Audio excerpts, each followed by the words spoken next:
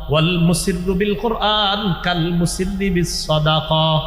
যে ব্যক্তি একটু উঁচু আওয়াজে কোরআন পড়ে সে প্রকাশ্যে সৎকাকারীর মতো, যে ব্যক্তি একটু নিম্ন আওয়াজে কোরআন পড়ে সে গোপনে সৎকাকারীর মতো।